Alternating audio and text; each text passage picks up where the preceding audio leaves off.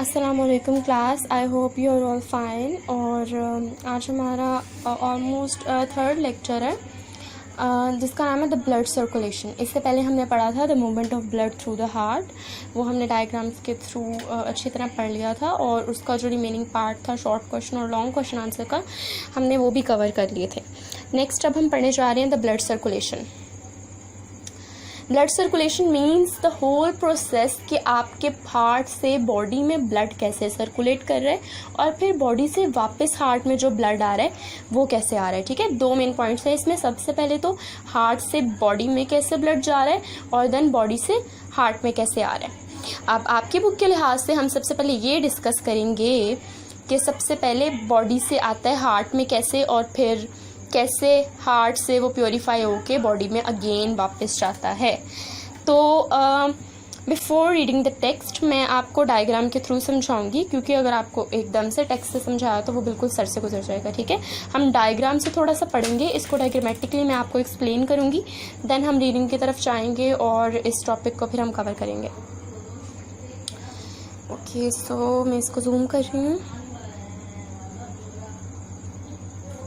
ठीक है, ये आपको आई गेस आप सबको क्लियर डायग्राम यहाँ पे नज़र आ रही होगी। तो इसकी बेसिकली दो पोर्शंस हैं। एक वाली साइड उन्होंने लेफ्ट लंग दिखाई है और left side of the heart, और दूसरी उन्होंने राइट लंग दिखाया और right side of the heart. अब बच्चों ये जो ब्लू साइड आपको ये जो ब्लू कलर की नज़र आ रही है ना, बेसिकली ये वेन्स है हमारे पास। ठीक है, और ये जो आपको रेड पोर्शन नज़र आ रहा है, ये रेड पोर्शन हमारे पास आर्टरीज हैं। अब आर्टरीज और वेन्स के काम मेरे ख्याल से हम 2 दफ़ा डिस्कस कर चुके हैं। हमें पता है कि वेन्स जो हैं वो डीऑक्सीजनेटेड ब्लड लेके आती हैं from the body towards the heart. ठीक है, यानी कि गंदा जो बॉडी का खून होता है वो वेन्स अपने अंदर लेके अपने वेन्स अपने वजूद के थ्रू से या वेन्स अपने थ्रू से उस बॉडी में से सारा जो डीऑक्सीजनेटेड ब्लड है वो कलेक्ट करके हार्ट के राइट साइड पे ला रही है। ठीक है, एज डायग्राम शोज ये जो ब्लू कलर का पोर्शन है ये वेन्स के, और एरोज आपको नज़र आ रहे होंगे कि फ्रॉम डाउनवर्ड टू अपवर्ड की डायरेक्शन में, यानी कि बॉडी से ब्लड आ रहा है और ये एरोज के थ्रू जा रहा है right side of the heart में। नेक्स्ट हम देखते हैं कि नेक्स्ट क्या हो रहा है। अब ये जो वेन्स के थ्रू डीऑक्सीजनेटेड ब्लड आया है ना right side of the heart में, यही ब्लड जाता है हमारे पास देन लंग्स में। ठीक है, आप ये देख रहे हो कि ये जो एरोज हैं ये पहले डाउनवर्ड से अपवर्ड आ रहे हैं ये, और फिर इसके साथ ही अपवर्ड होते होते वो राइट लंग में चले गए हैं। ठीक है, राइट लंग में वो ब्लड चला गया। जब राइट लंग में वो ब्लड जाएगा तो लंग्स का क्या काम होता है, लंग्स हमारे जो डीऑक्सीजनेटेड ब्लड होता है उसको ऑक्सीजनेटेड करते हैं, उसमें ऑक्सीजन की एडिशन करते हैं, उसमें से कार्बन डाइऑक्साइड को रिमूव करते हैं।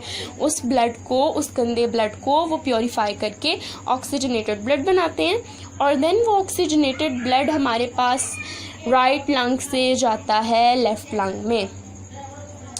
If you are seeing here, ये जो ब्लड है ये राइट लंग से ब्लड बनाते हैं और देन वो ऑक्सीजनेटेड ब्लड हमारे पास राइट लंग से जाता है लेफ्ट लंग में।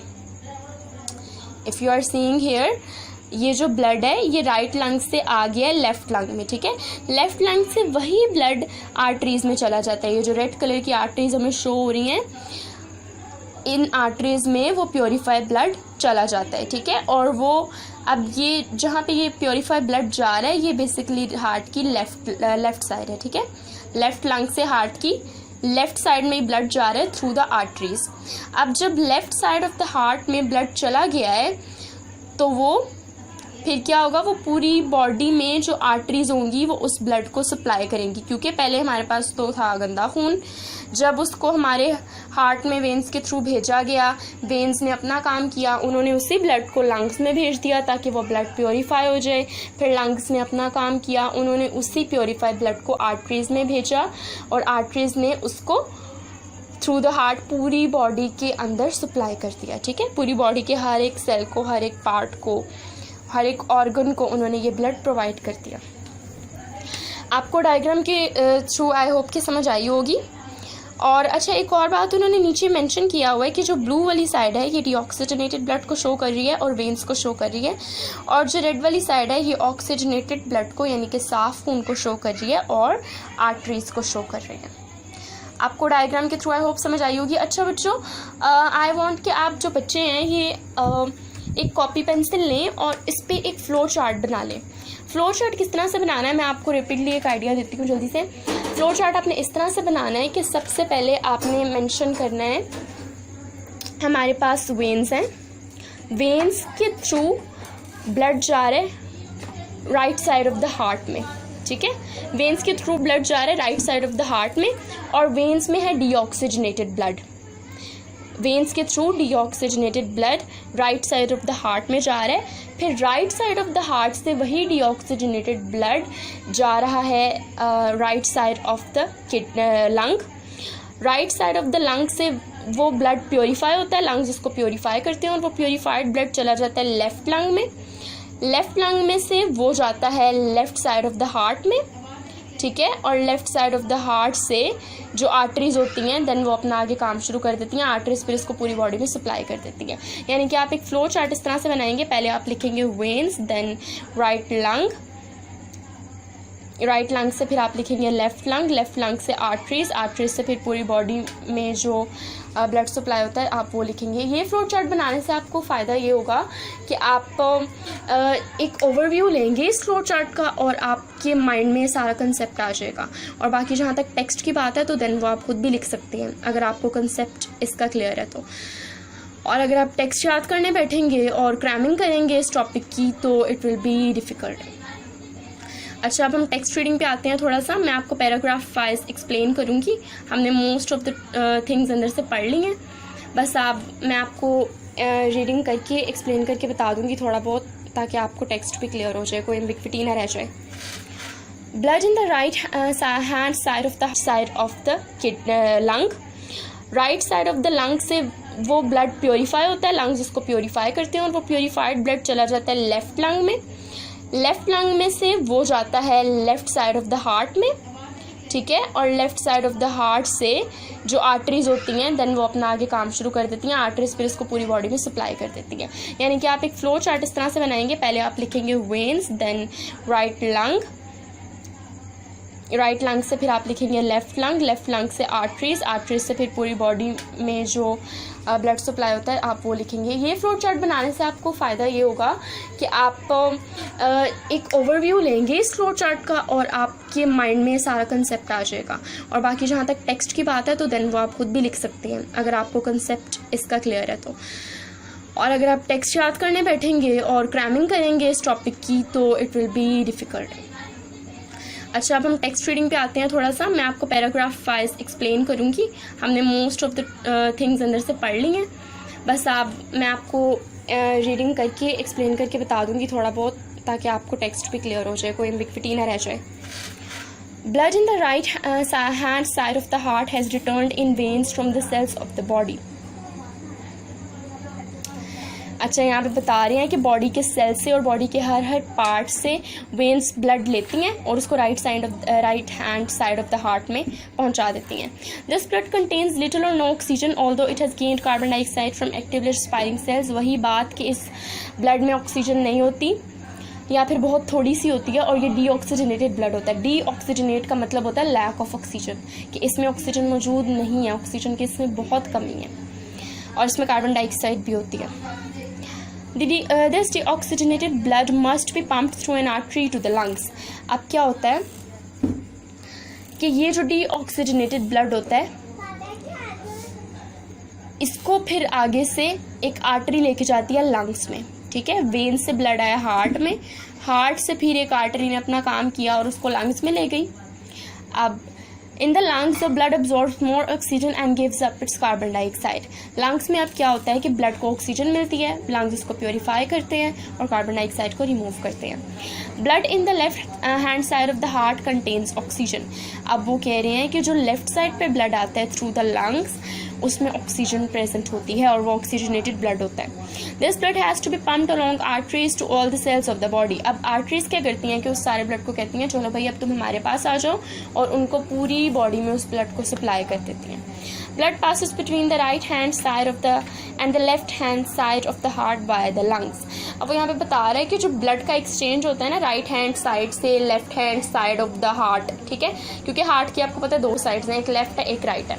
अब वो कह रहे हैं लेफ्ट और राइट में जो आपस में है ब्लड का एक्सचेंज हो रहा होता है इन द हार्ट, वो लंग्स के थ्रू हो रहा होता है, ठीक है। जिस तरह अगर हमने ट्रैवल करना हो तो हमें दो रोड्स के दरमियान एक ब्रिज होता है जो उनको कनेक्ट कर रहा होता है एक दूसरे से। इसी तरह से दो साइड्स यानी कि लेफ्ट और right side of the heart के दरमियान एक ब्रिज है, यहाँ पर एक पाथवे है जो इन दोनों को कनेक्ट करता है, जहाँ से ब्लड का ट्रांसपोर्टेशन आपस में होता है, उसको हम कहते हैं लंग्स। उसके बाद ब्लड गोज थ्रू द, लेकिन जो लेफ्ट वेंट्रिकल है ये ब्लड को डाउनवर्ड पाथवे प्रोवाइड कर रहा है। डाउनवर्ड पाथवे का मतलब है कि नीचे वो जा रहा है हर पार्ट के पास, लाइक स्टमक के पास, लेफ्ट किडनी के पास, लेग्स के पास, सारे पोर्शन के पास, हर एक सेल के पास वो ब्लड जा रहा है ताकि हर एक सेल को ब्लड प्रोवाइड हो सके। और ये काम लेफ्ट वेंट्रिकल करती है, इसीलिए अल्लाह ताला ने इसकी वॉल थोड़ी सी थिक बनाई है as compare to the right ventricle. Next, therefore, the left ventricle has much more work to do and has to be more muscular। हाँ जी, ये मैंने बात देख ली कि लेफ्ट वेंट्रिकल को ज़्यादा काम करना होता है as compare to right ventricle, तो इसीलिए ये ज़्यादा मस्कुलर है। अल्लाह ताला ने इसको ज़्यादा मसल्स की लेयर से बनाया है, ज़्यादा थिक बना दिया, ठीक है। Next, if you ask many people where their heart is, they will point towards the left hand side of their chest। In fact, the heart is more or less in the center of the chest, but the two ventricles are tilted slightly towards the left hand side of the chest। The part of the heart which people feel beating is left ventricle located slightly to the left of the center of the chest। अच्छा, इस paragraph में वो क्या कह रहा है, उसने एक छोटी सी बात को इतनी बड़ी यहाँ पे वो इशू बना के बताया हुआ है। इसमें वो ये कह रहा है कि अगर आप ज़्यादातर लोगों से पूछेंगे कि आपका हार्ट कहाँ पे लोकेट है, तो वो हमेशा अपनी लेफ़्ट साइड पे हाथ रख के बताएंगे कि हमारा लेफ़्ट साइड पे हार्ट लोकेटेड है, जबकि ऐसा नहीं होता। हमारा हार्ट जो होता है वो in between the chest located है, यानी कि आप कह सकते हो कि लेफ़्ट और राइट के दरमियान की जो प्लेस है समथिंग वहीं पे कहीं करके हमारा हार्ट लोकेटेड है, ठीक है। लेकिन एक बात इसने लास्ट पे और बताई है कि जो आपका लेफ़्ट वेंट्रिकल है, जब आपका हार्ट बीट होता है तो आपके लेफ़्ट वेंट्रिकल से वो बीटिंग आप फील कर सकते हो, ठीक है। यानी कि हार्ट के अगर 4 चैम्बर्स हैं तो जो लेफ़्ट वेंट्रिकल वाला चैम्बर है, लेफ़्ट साइड पे जो चैम्बर प्रेजेंट है वेंट्रिकल का, आप उस पे हैंड रखो तो आप हार्ट बीटिंग फील कर सकते हो। ये चीज़ इसमें बताई गई है। और ये आपका ब्लड सर्कुलेशन का टॉपिक तो क्लियर हो गया है। नेक्स्ट हमारे पास बच्चों टॉपिक है arteries, veins and capillaries. Important topic है ये भी प्रीवियस वन की तरह, लेकिन एक बात ये है कि इसमें आपको जो बेसिक कंसेप्ट चाहिए या जो बेसिक स्टडी चाहिए वो आपको आर्टरीज, वेन्स एंड कैपिलरीज की चाहिए। एंड नंबर 1 आपका यहाँ पे है आर्टरीज का टॉपिक। अच्छा, आर्टरीज उन्होंने कहा है carry blood from the heart, ये बात ठीक है, वैलिड है। हमने पढ़ा कि आर्टरीज जो है वो हार्ट से ब्लड लेती हैं और पूरी बॉडी में सप्लाई कर देती हैं, ठीक है। Next, have thick walls of muscle and elastic fibres. अब इसकी जो मस्कुलर वॉल है ना वो थिक है आर्टरीज की, ठीक है। पॉइंट नंबर 2 ये हुआ। एंड नेक्स्ट केस में इलास्टिक फाइबर्स प्रेजेंट होती हैं। तो बच्चों इलास्टिक फाइबर्स इसमें अल्लाह ताला ने इसलिए रखे होते हैं क्योंकि इसको कॉन्ट्रैक्ट करना होता है, इसको ब्लड आगे प्रोवाइड करना होता है।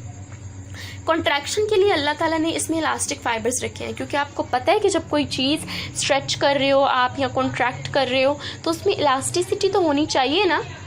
अगर आप इलास्टिक को खींच के एलोंगेट करते हो या उसको स्ट्रेच करते हो तो वो इलास्टिक जो है वो अपने इलास्टिक फाइबर्स की वजह से अपनी स्ट्रेचिंग शो करता है, ठीक है। लेकिन अगर आप किसी लोहे को पकड़ के स्ट्रेच करना शुरू कर दो या लकड़ी को पकड़ के स्ट्रेच करना शुरू कर दो तो वो इलोंगेट या स्ट्रेच या कॉन्ट्रैक्ट नहीं होगी, क्योंकि उसमें इलास्टिक फाइबर्स तो प्रेजेंट ही नहीं है। इसीलिए अल्लाह ताला ने आर्टरीज को स्टिफ या हार्ड नहीं रखा, अल्लाह ताला ने इसमें इलास्टिक फाइबर्स रखे हैं जिसकी वजह से इसकी कॉन्ट्रैक्शन और स्ट्रेचिंग ईजीली हो सकती है। Next point number 3, valves present only where arteries leave the heart. अब यहाँ पे सिर्फ एक पॉइंट पे आर्टरीज में वॉल्व प्रेजेंट है। जब आर्टरीज हार्ट को छोड़ रही होती हैं, यानी कि हार्ट को लीव करके वो जा रही होती हैं ब्लड लेके टुवर्ड्स द होल बॉडी और towards the whole body cells, तो वहाँ पे अल्लाह ताला ने एक वॉल्व रखा है, ठीक है। वॉल्व यहाँ पे एक ही एरिया में प्रेजेंट होता है जब आर्टरीज हार्ट को लीव कर रही होती हैं। ये बात आपने याद रखनी है। Next point number 4, blood flows in pulses. ये भी बात हमें पता है कि ब्लड पल्स में फ्लो करती है, देयरफॉर हम पल्स जो रेट है वो फील कर सकते हैं, और पल्स में इसीलिए हम बीटिंग या फिर पल्स रेट फील कर सकते हैं क्योंकि वहाँ ब्लड का पाथवे और ब्लड वहाँ से गुजरता है। Next point number 5, blood is under high pressure. हाँ जी, आर्टरीज में ब्लड का प्रेशर ज़्यादा होता है। ज़्यादा क्यों होता है? क्योंकि आर्टरीज छोटी छोटी सी होती हैं, ठीक है, बहुत माइनर इनका स्ट्रक्चर होता है, छोटी सी आर्टरीज होती हैं, डायमीटर भी इनका स्मॉल होता है। अब जब ब्लड जा रहा होता है इनके अंदर से ना बहुत तेज़ी से और बहुत फ्लो में ब्लड जा रहा होता है, तो बच्चों आपको पता है जब कोई चीज़ फ्लो में जा रही होती है तो वो प्रेशर एक्सर्ट करती है। जिस तरह आपने देखा होगा कि अगर हमने टैप के साथ पानी वाला पाइप लगाया हो या पाइप अटैच किया हो, तो जो पानी वाले पाइप में से पानी जा रहा होता है वो बहुत तेज़ फ्लो में जा रहा होता है, ठीक है। सपोज़ कि नल हमने बहुत तेज़ खोला हुआ है, वो बहुत तेज़ फ्लो में जा रहा होता है और जो उसका प्रेशर होता है वो पाइप पे आप फील कर सकते हो, और उसकी पाइप की वॉल्स पे वो पानी जितनी तेज़ प्रेशर में जा रहा हो या जितनी तेज़ स्पीड में जा रहा हो, जो पाइप की वॉल्स हैं उन पे उतना ही प्रेशर ज़्यादा एक्सर्ट होता है, ठीक है। अगर कभी बहुत फ्लो में टैप खुला हो और आगे आप अपनी फिंगर से उस फ्लो को रोकने की कोशिश करो, dull red and contains very little oxygen, तो आपको पता है वेन्स में डीऑक्सीजनेटेड ब्लड जाता है, यानी कि जिसमें लैक ऑफ ऑक्सीजन होती है, इसीलिए उसका कलर ब्राइट रेड नहीं रहता बल्कि डल रेड हो जाता है, यानी कि पर्पल सा कलर हो जाता है उसका, और उसमें कार्बन डाइऑक्साइड की अमाउंट ज़्यादा हो जाती है और ऑक्सीजन कम हो जाती है, इसी वजह से वो अपना कलर भी डल कर लेता है। ये तीनों यहाँ पे डिफरेंसेस क्लियर हो गए हैं। नेक्स्ट कि उन्होंने स्ट्रक्चर दिखाया हुआ है कैपिलरी, वेन और आर्टरी का। आपको ये इतनी डिटेल में करने की ज़रूरत नहीं है, लेकिन फिर भी आप इन स्ट्रक्चर्स को एक नज़र देख सकते हैं। ये आर्टरी है, ये यहाँ पे उन्होंने वेन दिखाई हुई है, और ये कैपिलरी का स्ट्रक्चर है, ठीक है। ये देखें, इसकी 1 लेयर ऑफ सेल्स की थिक वॉल है और ये रेड ब्लड सेल्स इसमें प्रेजेंट है ओवल शेप के। वेन की जो लाइनिंग है वो थिन मस्कुलर लेयर है विद सम इलास्टिक फाइबर्स।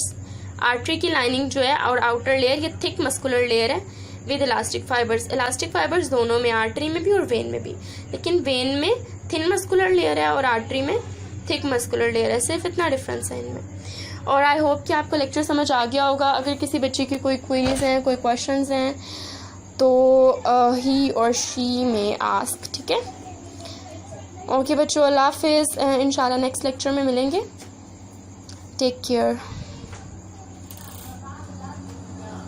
हो गया लेक्चर अपने फ्लो की वजह से। नेक्स्ट आपका blood is bright red and contains oxygen accept in the pulmonary artery. Arteries में ब्लड जो होता है वो ब्राइट कलर का होता है क्योंकि उसमें ऑक्सीजन की वाफिर मिकदार या फिर मोर क्वांटिटी प्रेजेंट होती है, ठीक है। यहाँ पे लिखा हुआ है accept in the pulmonary artery. ये बच्चों बात जो है वो आपकी थोड़े नॉलेज से बाहर की हो जाएगी, इसको आप एज इट इज़ याद करो, accept in the pulmonary artery. ये आप जब नेक्स्ट लेवल्स में जाओगे तो आपको ये एक्सेप्शनल केसेस पढ़ाए जाएंगे, अभी इसको आप इतना ही याद रखोगे। नेक्स्ट आ रहा था capillaries. Link arteries to veins. Capillaries basically arteries और वेन्स को कनेक्ट करती हैं आपस में, ठीक है। आर्टरीज और वेन्स दो रोड्स हैं, उनको कनेक्ट करने वाला एक ब्रिज होना चाहिए और उसी ब्रिज को हम कहते हैं कैपिलरीज। ये आप सपोज कर सकते हो याद करने के लिए, ठीक है। Next walls are 1 cell thick. इसकी जो वॉल्स हैं वो सिर्फ 1 सेल थिक होती हैं, यानी कि अगर सेल्स की एक लेयर बनाई जाए तो सिर्फ इतनी सी थिकनेस होती है इनकी वॉल्स की, इससे ज़्यादा थिकनेस नहीं होती। कैपिलरीज में कोई वॉल्व प्रेजेंट नहीं होता। अच्छा, इसमें ब्लड फ्लो स्टेडिली मतलब एक नॉर्मल स्पीड में फ्लो कर रहा होता है, ना बहुत ज़्यादा तेज़ फ्लो कर रहा होता है और ना ही बहुत ज़्यादा स्लो फ्लो कर रहा होता है, ठीक है। Next blood pressure changes. Blood pressure इसमें चेंज होता रहता है। आप देखो ना बहुत ज़्यादा तेज़ फ्लो कर रहा होता है, ना बहुत ज़्यादा स्लो फ्लो कर रहा होता है, एक नॉर्मल रेंज में जा रहा होता है, कभी नॉर्मल से थोड़ा ज़्यादा, कभी नॉर्मल से थोड़ा कम। जिस तरह से आपका ब्लड फ्लो चेंज करता है, इसी तरह से थोड़ा प्रेशर भी आपका फ्लक्चुएट करता रहता है, यानी कि प्रेशर भी चेंज होता रहता है। Blood is losing oxygen and gaining carbon dioxide. Capillaries में ये होता है कि ब्लड ऑक्सीजन लूज़ कर रहा होता है अपनी और कार्बन डाइऑक्साइड गेन कर रहा होता है, यानी कि ब्लड ऑक्सीजनेटेड स्टेट की तरफ से ज़्यादा ऑक्सीजन वाली स्टेट की तरफ से डीऑक्सीजनेटेड स्टेट में जा रहा होता है, यानी कि कम ऑक्सीजन वाली स्टेट में जा रहा होता है। Next, veins carry blood to the heart. ये भी बात हमें पता है कि वेन्स जो है वो ब्लड हार्ट की तरफ लेके जाती हैं। जो बॉडी में ब्लड जाता है सारा ऑक्सीजनेटेड, जब वो गंदा हो जाता है तो वही गंदा खून वेन इकट्ठा करती है और उसको हार्ट की तरफ ले जाती है। Fairly thick walls which contain some elastic fibres. हाँ जी, इसकी वॉल्स भी थिक होती हैं और इसमें भी इलास्टिक फाइबर्स प्रेजेंट होते हैं। इलास्टिक फाइबर्स क्यों प्रेजेंट होते हैं ये आपको अच्छी तरह पता है, क्योंकि कॉन्ट्रैक्शन और स्ट्रेचिंग की वजह से। Walls in the long veins of the arms and legs. अच्छा, अब इसमें जो वॉल्स प्रेजेंट होते हैं वो आर्म्स एंड लेग्स की वेन में होते हैं, यानी कि जो वेन्स अल्लाह ताला ने हमारे बाजुओं में और टांगों में रखी हुई हैं, जो अल्लाह ताला ने वेन्स हमें आर्म्स में और लेग्स में दी हैं, उनमें वॉल्व्स प्रेजेंट होते हैं। ठीक है। Next, blood flow steadily. यहाँ पे भी जो ब्लड है वो नॉर्मल स्पीड में फ्लो कर रहा होता है और यहाँ पे एक बात कि ब्लड का प्रेशर लो होता है। Blood is under low pressure, वो ज़्यादा प्रेशर वेन्स की वॉल पे एक्सर्ट नहीं कर रहा होता। ब्लड